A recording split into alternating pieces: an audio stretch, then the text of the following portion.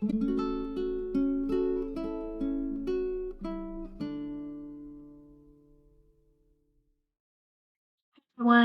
my name is Nitya, and you are at my Flosstube channel, Daybreak Stitchery. My pronouns are she, her, and this is a channel all about cross stitch, and it's the end of the month, and so I'm just checking in. I'm going to show you some things. I got a big finish to show you, and a couple of tiny new starts, and the biggest thing is that today I'm going to try to make 2 videos. So this is my usual end of month check-in, and then I'm going to, right after I finish this one, try to make just a mini whip and kit it up parade, tiny one, focusing on some of the whips that I want to work on this summer, and then the projects that I have queued up to work on next once I finish them, and sort of my like fabric and floss ideas for that. So if you want to see some pretty fabrics and flosses, you'll come back for that one too. If you're new to my channel, welcome. And if you're coming back, hi, it's nice to see you. I always really love catching up with everybody. It's like my one time of the month when I just kind of go back and make sure I respond to old comments on videos, and sort of like a really nice point of contact with you. So I really appreciate, if you're here, I really appreciate your taking the time to be here. Okay, I think we're just going to get right into this because I'm so excited about I have a big finish to show you. Real quick shout out to both Julie, who is Julian Stitches, and Yasmin, who is Yasmin Made with Love. Both of them had some really sweet shout outs to me in their last videos, and I appreciate the 2 of them so much. They have really fun floss tubes to watch. Yasmin, your voice is so calming. I just love hearing her, and Yasmin just got certified to become a teacher, so she's going to be a fellow teacher, and I think she'll be amazing. She seems like just one of the sweetest, nicest people around. So thanks for that shout out. And Julie just is a hoot. I love watching her floss tube. She makes me smile every time. She's got something fun. She does this like funny bird talk in the beginning. She doesn't talk like a bird, but she talks about birds. And I really appreciate that. And then she's got some great stitching too. They both do. So thank you both for those shout outs. I love and appreciate you both. Okay, so shall we get to the big finish here? I'm in a different location. I'm on my front porch today, so the lighting is natural light for once, and I think it'll work in our favor, so we'll see how this goes. Okay, so I have finished Birds from Bernhard's books. This is by Modern Folk Embroidery. Let me see if I can hold it straight there. And it's on a 40 count truffle by Picture This Plus, and it's using DMC 221, and it's 2 strands over 2. I'm not sure if my camera will really focus in that much, but I'll give you kind of a little pan over here so you can see it. And I just love it. I even ironed it to tell you I was so proud of it. I never iron anything to show on Flosstube, but I think it looks great. I'm really happy with how it turned out. And do you know what? I know a lot of people seem intimidated by this pattern because it's got all that negative stitching in it. Negative space stitching.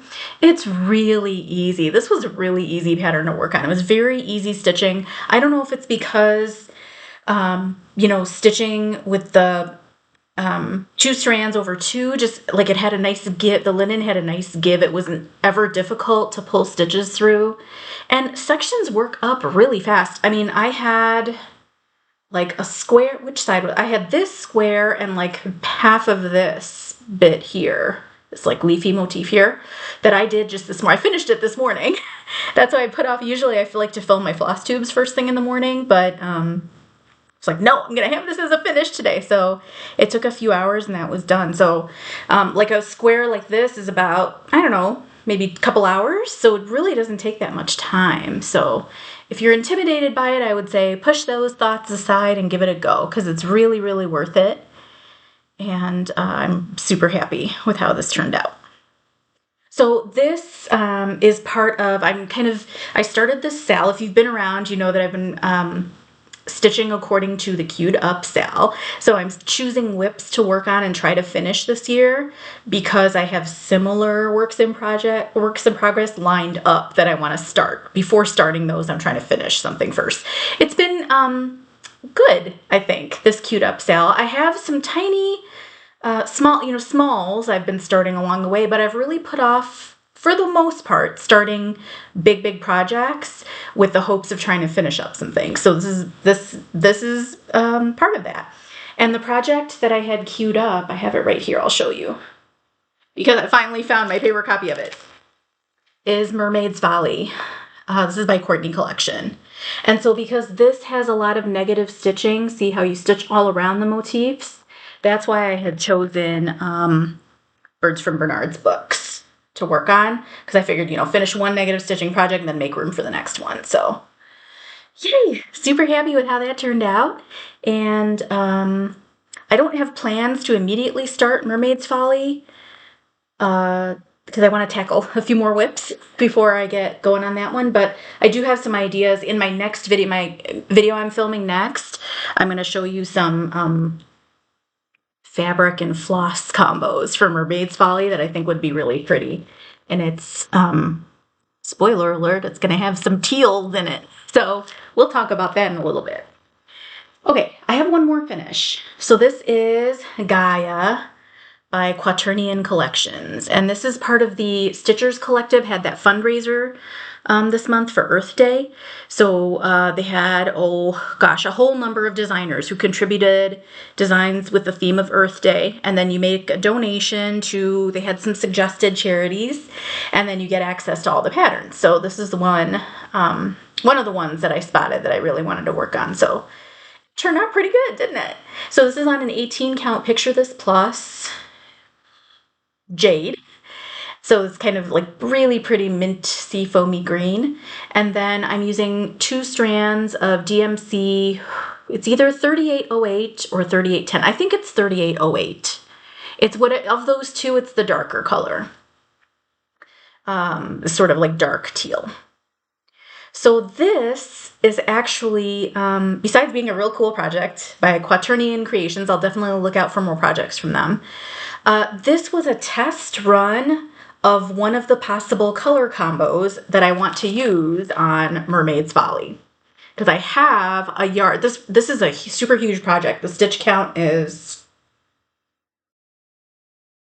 well, I don't know. It's like 500 or 600 by 200 something. It's really big. Oh, here, 565 by 225. It's enormous. So you need a whole yard of fabric. So I have a yard of this 18 count jade. So I was like, what am I ever going to do with that? So I was kind of playing around with colors, and I thought, oh, this, like the contrast of that dark DMC, I think it's 3808. The contrast of that and that fabric, this fabric is actually pretty good. So if I had to do any more negative stitching, I think the motifs would show up great. So that's a possibility. I have one other possibility because I got some, as I'll show you in my next video, I got some fabric this month, some new fabric, so I'll try to show you some other possibilities for that one too. But yeah, so this is really fun. And if you watch Catherine and Victoria Neat and Knot by the Sea, I love watching their floss. They're one of my fave floss tubes. And Catherine, definitely check out Catherine. If you go to Neat and Knot by the Sea, I'll link them below, and I'll link everybody who I mentioned below in the comments. But Catherine did she and Victoria do their usual floss tubes like every couple weeks or so. And then Catherine does some that are in Spanish only. And she did one recently where she interviewed Ali Donahi, who's a stitcher who I've kind of once in a while chatted with on Instagram, and she seems like a really cool person. She's a mathematician. She's from Mexico, and the two of them just had a chat about stitching. And as usual with any chat involving Catherine, there was just like a wide variety of topics covered, and stitchy topics and non-stitchy topics, and it was really great. So don't be intimidated by the fact that it's in Spanish, because on YouTube you can turn auto-translating captions on. You can turn on captions and click on the gear button and put captions on, and then you can have it auto-translate. So the translation's not perfect, but you get the general gist of the conversation, and then you can get an idea of what they're talking about. It was fun. I enjoyed watching the two of them and listening to the two of them, and I was super excited to hear Ale, because, it's like with so many of us stitchers, we like meet on Instagram, but until you put a face and a voice to it, it's kind of like you have an idea of what people are going to be like, so that was fun. So I'll link Cat Neat and Not by the Sea below, and you can check that out. They actually, the two of them, their conversation sent me on like down a major rabbit hole of research because Ale was talking about something how like in Mexico you can get, I don't know if they're vintage or just like maybe vintage. I don't know if they're vintage or if they're still being made, but like these huge pieces of paper that have lots of different cross stitch motifs on them, and you can buy them like that. You unfold them, and then there's like, I think that's the impression that I got from that, and so I went looking. I was like Googling, Mexico, large sheet of paper, graphic, graphs for cross stitch, and I didn't come across any of those. I'll have to get more information, maybe from Ale or from Catherine on those. But I just found a lot of other pictures of just cross stitch from Mexico, like Mexican stitchers cross stitch. So there's one really beautiful sampler. It's got these super bright, like kind of a corally, reddish pink, a bright blue, and a bright yellow. I'll try to throw a picture in, but it's from the Cooper Hewitt collection, which is, I don't know, I haven't researched that museum. I don't know what it is, but it's so pretty. It's by an unknown stitcher from Mexico, and Catherine, I threw it out to Catherine. I said, hey, Catherine, after watching your video, I found all this stuff on Mexican samplers, and she's like, oh, you got to follow, let me see if I wrote down the name of this person. Mayela Flores, who I'll link below, their Instagram account. But she's, I don't know if she's a stitcher or like a stitching enthusiast from Mexico who researches a lot of samplers from there and then tries to post information about what she finds out. So I reached out to her. I'm like, have you ever seen this picture before of the sampler? And do you know if anyone's made a reproduction of it, or do you know anything about it? And she had actually done a post on it way back when. So she sent me a link to that post. She's like, yep, here's the info. And she said she didn't know if anybody had done a reproduction of it. So I'm actually going to reach out to Yanni Stitcher, Yanni, who I think is also from Mexico, and see if she's had any thoughts about reproducing it. Because the colors in it are just so pretty. The motifs are pretty too. The flowers and birds, right? We love stitching flowers and birds. So anyway, thanks, Catherine, for even thinking of doing that interview. It was really fun and got some fun information out of it. Okay, I had another finish. So you will notice that my gift stitching for my friend Melanie is not included in today's finishes because I did not even touch it this month. So I'm going to be way behind in giving her gift stitching. I was working on a collection of Farmhouse Christmas by Little House Needleworks. I didn't even get there. And then I did do two impromptu baby blankets that snuck up on me because we had a shower and then like a late shower gift. So I made two baby blankets for work. But anyway, I'll throw a picture up of what they look like. They were really fun to work on. One has these like these baubles on it that are popcorn stitches in crochet. So they create like this really cute kind of polka dot texture. And then the other one is just alternating rows of two really easy basic stitches. It's like rows of single crochet and then rows of treble crochet. And those work up for like the single crochet works with a chunky, this is Bernat Baby Blanket yarn, and so it's really, really thick and poofy, and so you can use an enormous hook with it, and then it just works up really fast. So single crochets work up to like a 1/2 inch tall, or maybe taller, almost approaching an inch. You're adding each row, you're adding an inch, and then treble crochets are like 2 inches tall. So you're working up like inches at a time on a blanket, so works up fast. Anyway, those were fun to make. A few evenings dedicated to working on that this month, and it was using this yarn, and I think I would have put up the picture by now. So you'll see what that was like. So those are my finishes. So let me just make sure I have, let me just make sure I have everything for my whips, and I'll be right back. Okay. So one whip I worked on at the beginning of the month is Trans Pride Tapestry. This is by Dee's 20 Stitches. And it's on 18 Count Sweet Tea by Fiberlicious Yummy Fibers. And it's using mostly the called for DMC. This, I don't remember now. I think it's DMC 778. This kind of, it's a purpley pink, but it's looking really pink there, isn't it? And so I did a little bit of work on this. I brought this motif down. So I did this little kind of leaf and floral bit, and then I filled in all of this DMC 778 in the face and neck of the unicorn, and then I started working the body too. So I just got on a roll with it. Like I had just done a little bit of the face, I think the last time when I showed you last month. And then I was just like, let me just try to fill it in. Can you believe I left 4 squares undone right there? I need to go back and finish that. But anyway, that's just coming along. I think it looks great. I love that color and how it fits with everything else. And so we'll definitely keep coming back to this to work on. It's a really enjoyable stitch to do. And these outlines are just so fun to do. They look really good, I think. This is this the same DMC I used in Gaia? No, Gaia is a little bit darker. This is the kind of medium tone teal. So I'll hold up both and I can show you. Get an idea. So see how this is much darker. And then this, I think this is 3810 maybe, and this is 3808. I think that's how it worked out. Anyway, so Trans Pride Tapestry by Candy614 Stitches. Okay. Next whip is what? Oh, I joined in on Candy614 Stitcher.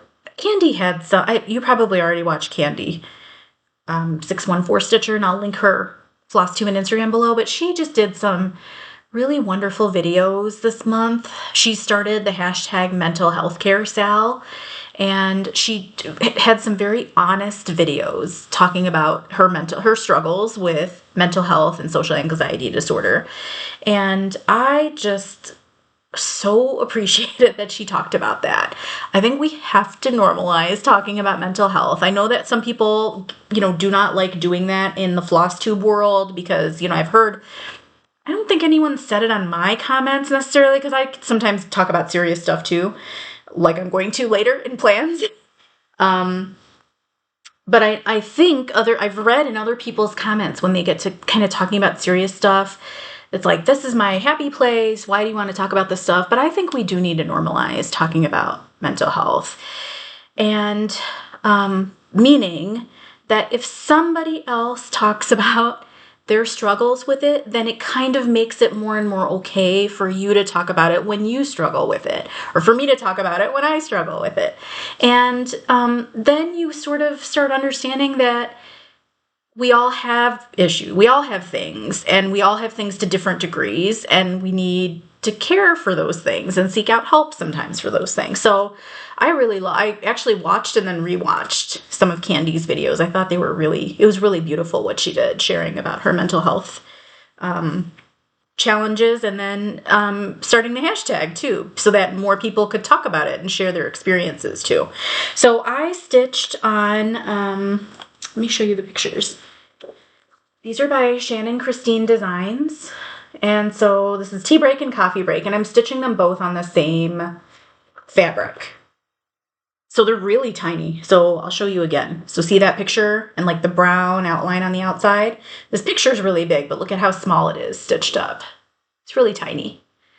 So I call this Cup of Hugs. I don't know why, because they have their own name. Tea Break and Coffee Break are the official names, but I keep calling it because it says Cup of Hugs. But anyway, so which one is this? This one is tea, and then coffee is going to have this Coffee Warms the Soul. It's going to be on this side. I got into that a little bit. This is on 18 count.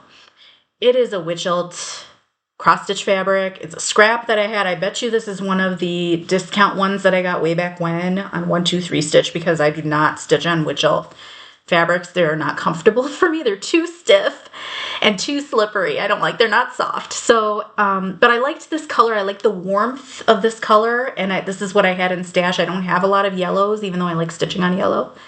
So here we go. They're going on this fabric, and I'm just kind of putting up with it. They're small, so it won't, it'll be temporary. The discomfort of stitching will be temporary. So if you have something that you find reassuring that you stitch, or if you want to stitch on something that makes you happy and then post about it, I think mental health care, Sal, and talking about mental health care is a 365 thing, just like all of the things are 365 things. We talk about important issues year round, and Same goes with healthcare. So if you have something you want to stitch and share about, feel free to do that. I think Candy also would say that it's perfectly fine to do that year round. And Candy talks about if you're struggling, if you're feeling overwhelmed, to be sure to talk to a physician about it and seek out health. I think that is so. I can't advocate enough for talking to someone if you need help. I have been in my early 20s, I was going to therapy for a while, and it really, really like transformed my life totally and gave me strategies. It helped me see things differently. It gave me strategies for because the thing with mental health issues, many issues, I won't speak for everybody. Like there's such a mental health is so wide, right? So everybody's issues look and feel different, but they don't go away because the more you encounter just everyday things that happen in your life, and the older you get, you're encountering different experiences, you're going to get those things trigger your emotional reactions again. So you kind of live these same insecurities and anxieties over and over again throughout life. So part of therapy, at least for me, was to understand them and to just get training on some strategies to have readily available so that whenever these things do happen, I have something I can tap into to help me cope. I went in my early 20s because I was dealing with a lot of feelings of, when I finished college and was joining the workforce, I was feeling very insecure, very, like a huge lack of confidence. I didn't feel like I was very capable. I felt like I was disappointing my family. None of these were all emotions that I was feeling. But some of it is because of lots of things. But when you have family from another culture, and they've come from another country, and they have their own certain ideas and dreams of what things are, and then your life as their child doesn't sync up, they don't always have the ways to talk to you about that, and you don't have the tool. I mean, I don't think did any of our parents have the tools to talk up through their emotions? Because even my friends who aren't from like another culture, who aren't children of immigrants, tell me that they also come from families where sometimes their parents weren't equipped to help them talk through issues. So there's so many moments of miscommunication with family, and then that miscommunication is internalized, and you start having all these feelings towards yourself. I was on a path to disaster, really. So therapy helped me tons. And to give you another example, I won't say much more in this next couple things, but well, two things, 3 things. So you could go on and on about this, but I learned through therapy too, another thing is that everybody experiences trauma.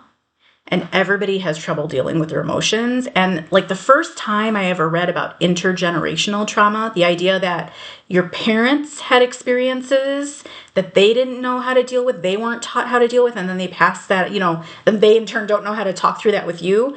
The first time I read about that, I thought that was an eye-opening experience. It's like, oh, that's my family. We don't talk through anything.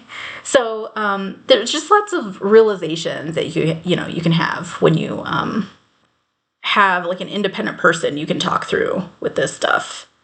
And then I want to recommend Ruth Chan on Instagram. She is an illustrator, and she did this really beautiful comic series that she posted on her Instagram page for Mother's Day that kind of gives an insight to how, like, when you are the child of parents from another culture, what resembles love and like signs of love, demonstrations of love in other cultures don't always match with American signs of love and connection and communication. So that also creates more points of like misunderstanding and miscommunication. So she did a really beautiful thing. It was something about how, let me see if I can remember it. This illustration that Ruth Chan did, I'll link her below as well. it was like she was thinking back to being in preschool, and she said her mom came to pick her up from preschool one day. And she asked her mom, you know, all my other friends, when their parents come to get them, they get hugged. And you never hug me. And I'm wondering, you know, why don't you hug me when you see me?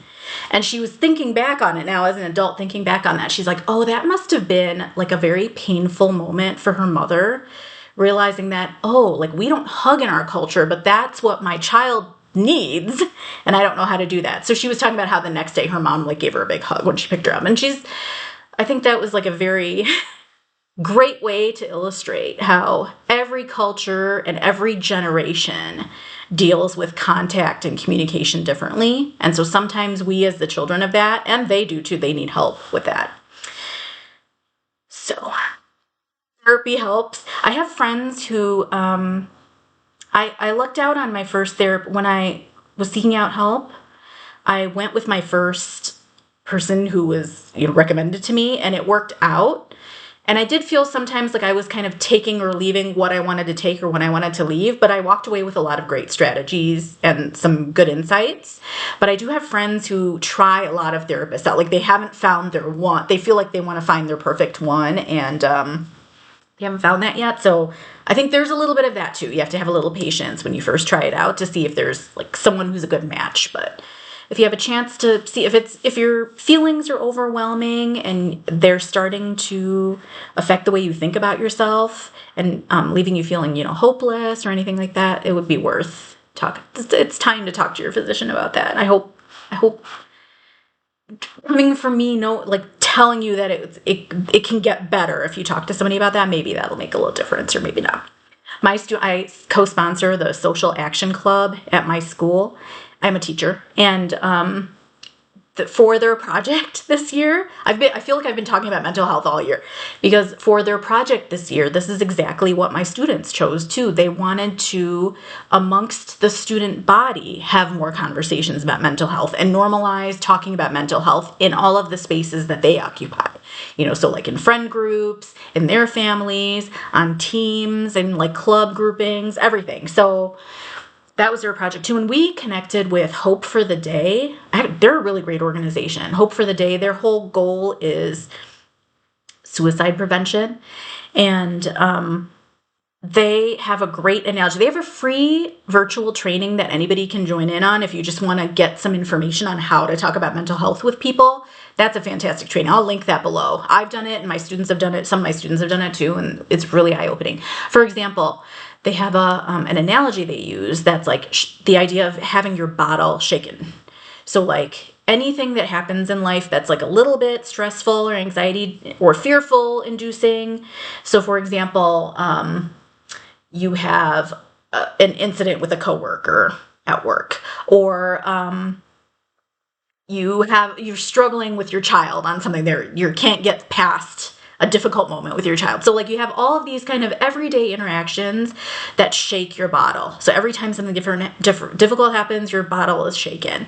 And so if you're shaking that bottle and nothing relieves that pressure over time, then you reach a crisis moment where it just explodes, right? And that their goal is, let's not let these daily shakings, these constant shakings, reach a crisis. Let's try to talk about, let's release the pressure, and let's share how we all release their pressure. So their big questions are like, what shakes up your bottle, and what do you do to release the pressure? So it's been a great analogy for kids to talk about this with each other. So that's a good way if you're trying to reach out to friends or family members and have these, like, increase the way you talk about mental health and just talk about mental health. That's a really great analogy, I think. So that's a question I have for you. Like, what do you do to release the pressure in your bottle? That would be a good mental health care May conversation to have. For me, it's being outdoors and breathing in fresh air, and of course, cross stitch, and eating well, exercise. I ran for the first time in almost 20 years. I went running this month, and it was good for me, but not good.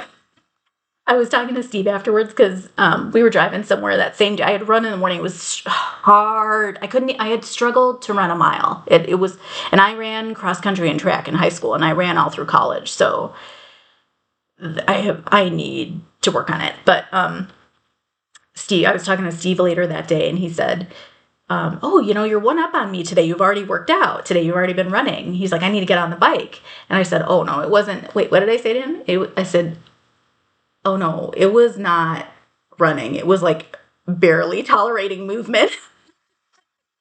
That's what it felt like. It was real bad. But anyway, I want to increase some like physical activity because I think that will help release the pressure in my bottle too this summer. So anyway, long detour to talk about mental health care. So that's it. Okay. I have 2 new starts to show you and then a whole bunch of plans to talk about. So I started 2 more little things from the Stitchers Collective, the Earth Day initiative. So this one, you know I had to start this one. This is Mother Earth by Miriam, who goes by MarroomyCrafts. We all know and love her. And this is part of that collective. So this is on, hold on. It's a picture this plus 40 count. Nocturne is the color. It's really pretty. It's like a deep kind of gray blue. And then this is, I think this is DMC 3818, this bright green. And I love it. So I don't have a picture. I'll see if I can throw in a picture so I can show you what it looks like finished. But it has like this little border that's starting up here that's going to follow here as well. And then this figure, there are a few more motifs that come down here. So that's good fun. And that should be, you know, once I get going on it, should be a quick finish. It's a small. I think I'm stitching this with just 1 strand in a rare moment. Let me see. It is. I'm using only 1 strand of DMC and the coverage looks pretty good. I can't explain it. It's just working out that way. So no 2 strands on that one, just 1 strand. And then I forgot to look up who designs this one. So I'll try to put it in the comments below, but this is Greenwashing. It's in that same Stitchers Collective set of patterns. And it's, what am I using? This is just a Zweigart linen. It's a 40 count Zweigart linen. I don't know, what color is this? You probably know better than I do. Like a mushroom or something. It's not a raw natural, maybe platinum. I don't know. It's one of those neutral Zweigart colors. And then I don't have all the called for colors for it, so I'm just picking from my stash, something that looks kind of similar to the picture. I love all the leaf motifs in this. I think they're really pretty. So it's like a mandala pattern with leaves. Very pretty. So that one too should be a quick, this was just like a couple hours one day I started it, so should be another quick one. Okay. Let me be right back. We just have plans to talk about, and then that's it for this video, and then I'm gonna try to film that next one. Okay, be right back. Okay, so plans. I have a bunch. Look at my note. These were my notes. The 2 videos I'm making today, there's so much to talk about. Okay. I have 5 things. I have 6 things noted for plans. Number 1, I'm going to go through this quick because I want to make that second video. Number 1, I am starting a hashtag. It's going to be called Decolonize My Sampler. And that is because I have a sampler I need to decolonize. So decolonization is just the idea that you're going to read it. You probably already are reading about this everywhere, but it's hitting every domain, everything we look at, because it's the idea that you read about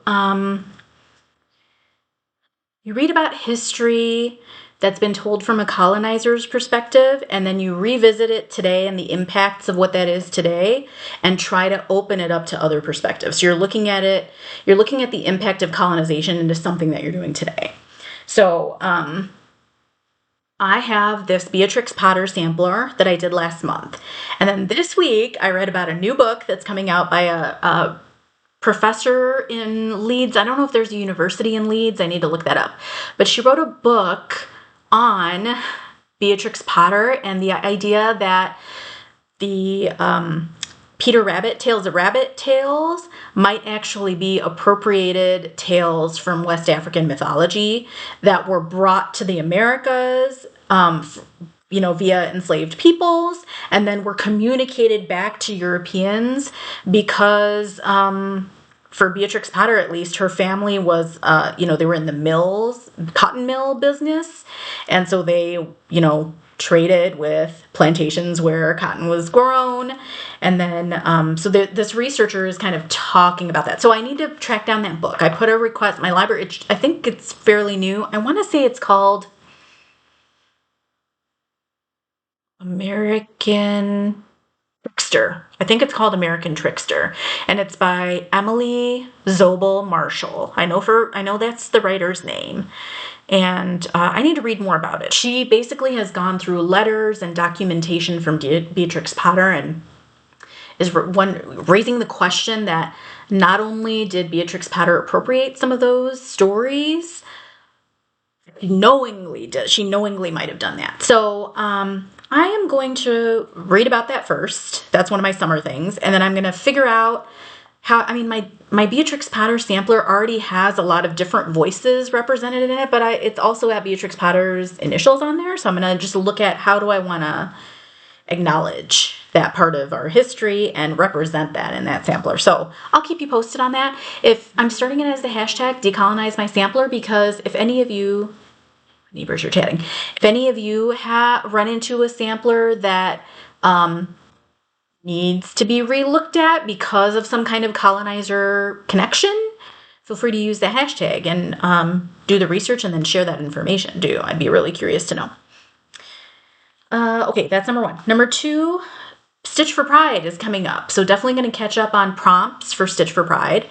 And then I'm also going to do, just like 2 years ago in 2021, I did a fundraiser for Brave Space Alliance, which is a trans-led and black-led organization here in the Chicago area that provides a lot of services and like safe spaces for trans folks. So in 2021, I missed it in 2022. I didn't get it going. And then in 2021, I set up a Facebook fundraiser. And some of you very generously donated. I appreciate that. And then really a lot of donations. I was able to raise $1,000 for Brave Space Alliance through that. And it was mostly due to Facebook contacts. So people who I know on Facebook and acquaintances, and then they shared that fundraiser out to their people. So would you please think about doing that too? Would you please think about if you're here watching me and you're still here and you're not bothered by any of this stuff I talk about, would you please think about donating $5 to that fundraiser? And then please share, if you're on Facebook, please share that fundraiser out to your people. I have to set it up still. I haven't done that yet, but once it's set up, I'm going to link it below in the notes below, and then I'll share an Instagram post about it. That would be very helpful if you wouldn't mind doing that. And then I'm sure some of you are looking into the Stitch for Pride prompts by Dee. I'm going to miss the chat. I wanted Dee's hosting a chat for everybody who helped out, who participated in Stitch for Pride this year. And I can't do it because that's the day that Melanie's big book event, for which I'm not ready with her gift stitching, that's on that day. So I'm going to miss that event. So I'm kind of bummed out about that because I wanted to see all of you there. But I know you might already be involved in some fundraising and action, but maybe you could also help me out with that because I'd like to help Brave Space Alliance out too. What's number 3 on my list? Oh, floss organization.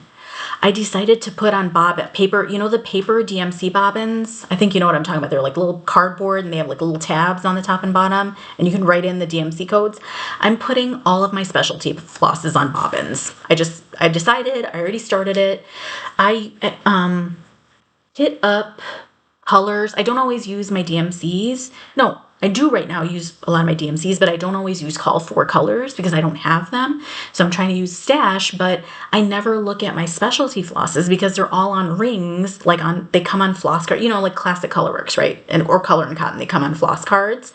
They're on rings and they were in the basement and I never think to go get them to actually look at them when I'm kitting up anything. So my DMC are in boxes. They're on floss cards and they're on bobbins. And they're in boxes next to where I stitch. So anytime I have any inkling of I wonder if these two colors go together, I can just grab them and look at colors. So now I'm going to do the same thing. All my specialty floss. I already started. I'm like a third of the way through. So I'm going to continue to do that. So I'll let you know how that goes. And then I'm thinking, I don't know if I'll film it, but I'm thinking of doing a summer D-kit. So going through all my old whips and just like being real about which ones I'm actually going to do or not do, and then D-kit all that stuff. And that's inspired by Beatrice, who is Stitching Journal Book Club, because she this month did put on video a D-kit that she did, a D-kitting kind of process where she opened up all her current whips and just decided then and there if she was going to return everything to her stash or go ahead and follow through with it. So I think I will do the same thing, but I'm not planning on filming it. I'll just let you know how it goes. And then what's number 5? Oh, just finish more whips. I'll show you in this next video I'm making. I'll show you what I have lined up for this summer. And number 6, Anna Aguayo came out with Tokapu 3 and Miriam and Yasmin, MarroomyCrafts and Yasmin Made with Love, are doing a sal. I don't remember what the hashtag is, but I will throw it up here if I can. And I want to stitch both Tokapu 2 and 3. I finished Tokapu 1 either last month or the month before. I showed it in my video. I want to stitch those, but I don't know if I'll work on those this summer. Maybe I'll do that. But anyway, Tokapu 3 is beautiful. It has, just when you think you can't get any more motifs, those kind of geometric motifs, she came up with something beautiful. So that's very exciting. Okay, those are all my plans. I'm gonna pause here, get this video out, and then I'm going to record a mini whip and kit parade. So I'll be right back. Thanks for watching this one. Hope to see you over there, and hope to talk with you all soon. Bye, thank you. Hey everyone, one last thing. I forgot that I was going to throw on my first garden talk to this video. So the rest of this won't be stitchy at all. This will just be garden chat. And I thought what I'd do is just show you some pictures from my garden and just say a couple things about them. I'm a new gardener. So I barely had surviving houseplants before a couple of years ago, and then when we moved to this home, I was able to garden a bit. So this first picture is for Catherine.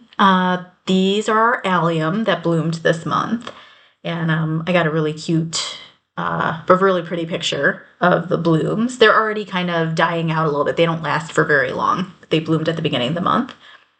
I'll throw in a picture here of a little patch of plants, a tiny patch of plants in my backyard. So both Steve and I are big proponents of removing lawns and planting plants, especially native plants.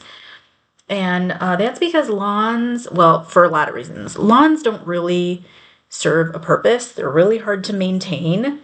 They sometimes require chemical intervention to maintain, and they don't support much biodiversity. So if you have the means and the space to transfer some of it to transform some of your lawn space to actual plantings, you can support a lot of pollinators and other biodiversity, which is what we want to do. So this little patch, so this long stretch from like the top middle of the screen of the photo down to the bottom right side corner, that's about a 2 foot by it extends beyond the picture, like let's say 12 foot space that all had lawn on it before this. When we moved in, that was all grass. And so we took that out. I took the grass out, and very gradually each year I just planted a little bit. So I put in some grasses, some wild asters are in there. They're beautiful. They create like a beautiful blanket of flowers. Those, you can see the allium bulbs in there. We added those in the fall, so this is the first time we got the alliums there. You'll see I have a couple of trellises because that's the sunniest part of the garden. And so we grow our like cucumbers in those containers. They get a lot of sun. And then the really pretty plants that have colorful leaves, those are heuchera, also known as coral bells. And those two, I mean, everything that I love about gardening is that we take it slow. We don't go for like a perfect looking garden right off the bat because I think that takes years and years of time. And we're also not really big into spending a whole lot of money on the garden. So it's better for us to like start things from seed, or in the case of these coral bells, we got these at kind of a post-season clearance. So they're hard to see in the picture, but they have these little spikes that come up with flowers, tiny flowers on the top. So we bought these after the flowers were spent. They were just at our local garden center. And you won't even believe it, but the plants that we bought were in these tiny, like 4-inch diameter pots, and they had maybe 3 or 4 leaves on them, barely anything. And they just love this space. They're actually shade plants, so they really shouldn't be in the sunny part of the garden, but they have just flourished totally. And so that's a big lesson that I think is a good takeaway if you're a new gardener. Don't be shy about buying plants from your garden center, even though if they say that they're perennials, so perennials are plants that come back every year.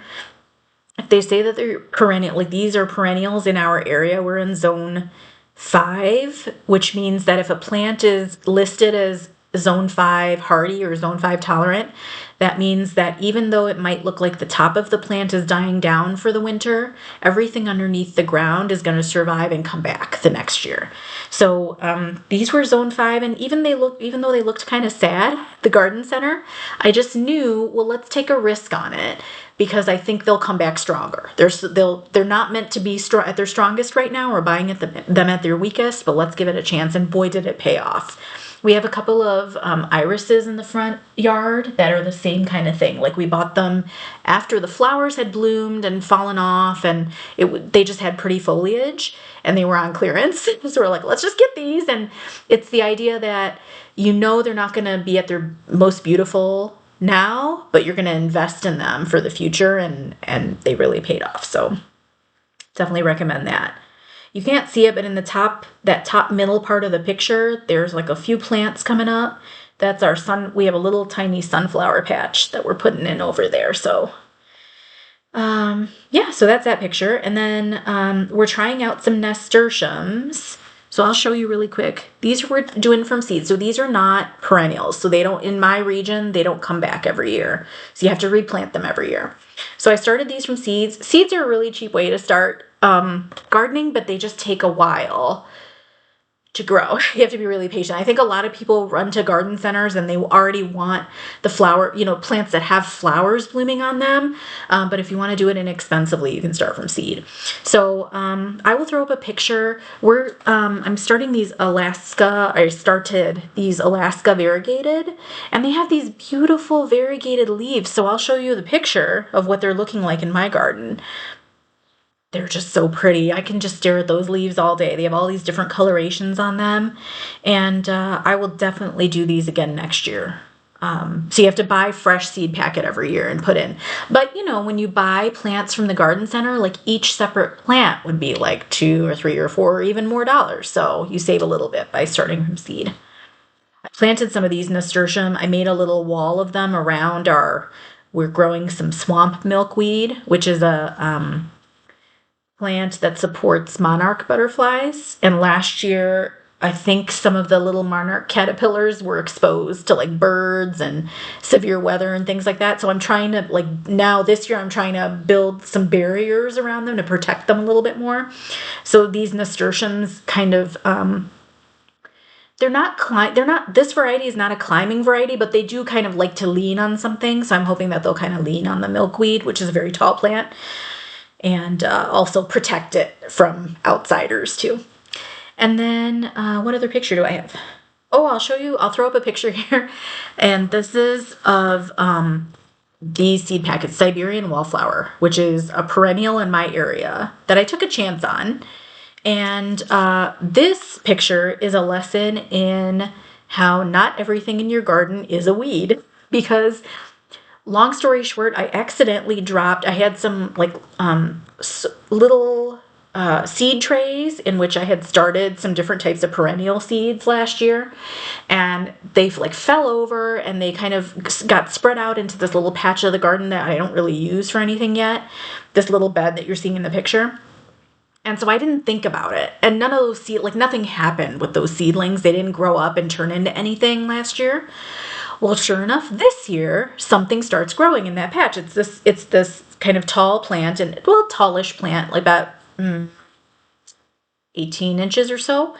And it looks a lot like a weed. And so every day I'm looking at it, I'm like, there's this horrible weed growing there. I should just pull it out. And then I thought, no, just wait, make sure, because it didn't look like any other weeds in the garden. They start to get very recognizable because it's the same weeds that kind of pop up everywhere. So I let it go, and sure enough, it was this Siberian Wallflower that came up. And so I think this is another example of how some perennials, I think, just need to go through like a winter before they come back stronger. And so that's exactly what happened here. So I did this now for this year, since I know that it likes that spot and it did really well. I have a whole bunch. This one seed packet came with 100 seeds, and I was probably, I mean, the most that I pay for seeds usually is like $6, $6 or $7. So I think this was even less than that. And so I sprinkled a whole bunch in that area, and I'm keeping it watered, and I'm not expecting any plants to come up from those seeds this year, but I'm hoping that next year we get like a little patch of them.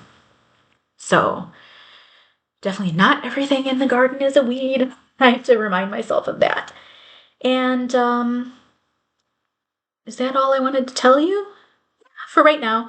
I mean, let me know if you have questions about the idea of like pulling up little patches of your lawn and planting. My friend Angie we talk about this all the time. We talk about gardening all the time. And she lives in the home as well. And they've ripped up like their entire front yard, and it's all gardening. It's all sustainable gardening. So they're doing squash, corn, they're doing beans. And then they have some like herbs and things too. It's all put to use now. And I think, like, when I'm just looking around my street right now, like, it's just all lawn space. It's all of this. When you start to look at it and you're like, wow, this is all usable space. Like, you could be planting plants that support bees and butterflies, and it's such wasted space. So we're doing the same thing. We haven't ripped up our whole front yard, but we started with like 18-inch wide by 10-foot long space where we ripped up. Steve helped me rip up the lawn there, and it's full of like purple cone flowers, different types of irises, some more allium, and we're gonna see. I put some nasturtium down there too, so we're gonna see if we can keep kind of adding around it and continue to rip up that lawn space and give our little pollinator friends some more spaces to use, so get some biodiversity going there. So if you enjoy or like are interested in gardening, I can recommend some of my favorite resources that I like to use. So I love Epic Gardening. They're a YouTube channel, and it's these guys. They're not in my zone for gardening. They're out in California, so not everything that they share on their channel is relevant to my zone, but I do think it's interesting. They experiment on a lot of things, and then they're also the guys behind this Botanical Interests brand of seeds. So yeah, I find them interesting. And they do share a lot of tips. I got some really good when we tried to do corn last year, and I got only one cob out of it. But they shared some really good tips that helped out. The corn, by the way, is a disaster this year because there's a mouse or something in the yard that's digging up my seedlings and like chewing up the leaves, and it's horrible. I saw there was another corn plant like chewed off today. It's made me so angry because I planted, like, last year we only did like 6 corn plants, and this year I did like 24. I did a huge patch, and there's still every day I'm like slowly finding more and more that are just dead. So not good. Anyway, Epic Gardening gave me some tips on that. Let's Talk Gardening is one of my favorite all-time podcasts. It's these two folks from Oklahoma. They're behind a magazine. I think it's called Fine Gardening Magazine. I'm not familiar with the magazine. I just love it's basically like, you know how we have our favorite Flosstubers for just chat, like they chat about interesting things. This is like that, but for gardening. I just love to hear them talk. It doesn't matter what they're talking about. They usually come up with a category for each episode, and then each of them shares their picks for what plants fit that category. It's that kind of thing. Let's Talk Gardening is that one. And then Alexis Nicole Nelson, who I talked about related to my Beatrix Potter sampler. I put her initials in my sampler. She is Black Forager on Instagram. She just started a new series on PBS, which is Public Broadcasting System. It's our like national public television station here in the US. She started a series called Crash Course Botany, and the first episode is awesome. Definitely some plant decolonization going on in that episode, so it's really good, really informative, really good, and I can't wait to see more of that. I love her. I think she's amazing. She's very compelling to listen to, and fun, and very informed too. So I love her. And then you can also just start with videos on YouTube. If you search for small space gardening, that's a lot of how I learned some of these little things, because I got some really good advice from my former neighbor, who we were in a 3-story apartment building, and our neighbors on either side had their own homes. And so they did both of them did a lot of gardening. And our one neighbor, so sweet, I love the two of them so much. She gave me a really great tip. She said, before you start any gardening, get to know all of the mini ecosystems in your yard. And she was totally right. So for example, that strip of lawn that I showed you that we removed, that's the only part of the lawn that gets full sun the whole time. So there's certain things you definitely want, like our sunflowers, you want to plant there because they're going to get a lot of sunlight. Our cucumbers, we're going to plant there. They get a lot of sunlight. And then we have another part of the garden that's 100% in shade. It gets no sun at all because of like a tree coverage. And then there's like a fence there. So we're very limited to what we can do in that space. It gets zero direct sunlight. And then there are also parts of the garden, like we have a magnolia tree back there. I have one more picture I think I'll put up. Just a really pretty, like the garden's been looking very green. I'll throw up another picture here. You can see our magnolia tree. It's got like these beautiful kind of spindly branches that spread out horizontally and then vertically too. It's a beautiful tree to look at. The leaves end up kind of feathering out. It's very pretty. And then you're going to see there's an enormous hosta and then some ferns. We didn't plant those. Those all came. They were here when we moved in. And so that was part of when my neighbor said, just it's okay to take some time to actually observe what's going on in your garden and be aware of different spaces. That was really good advice because none of that hosta and those ferns weren't there when we moved in, but they slowly popped it. Like within a month they were there. We might have damaged them, if we had gone digging around. So anyway, underneath the tree, there's parts of underneath the tree that don't get much rain. Like the rain, it blocks a lot of rain. So the rain barely drips through the leaves down. So like there are places in the garden that have less moisture than the other parts of the garden that, get full kind of torrential rain every time it rains. So that has been a very helpful tip. And don't know where I was going with that. Yes, so small space gardening on YouTube I think is really helpful because sometimes you want to know exactly what to do in that particular mini ecosystem. And a lot of times I've gotten tips from folks who only have like a balcony to garden on, or they have like a very small, like a 5-foot by 5-foot terrace that's in full sun. So those are like little ecosystems too. So I found those videos very helpful. I don't have a particular channel to recommend on that. It's just a tip. If you're still here, thanks for sticking around for Garden Chat. I don't know if I'll do this every month, maybe. It just depends on what's going on in the garden, if I take any photos that I think could be interesting. And if you have any questions about that, let me know. But I'm not a pro gardener. I'm like, basically the plants are growing despite what I do to them, not because of what I do to them. So I'm learning as I go along. Okay, thanks everyone. I'll come back in a bit. I'm going to film this follow-up video and I'll be back shortly.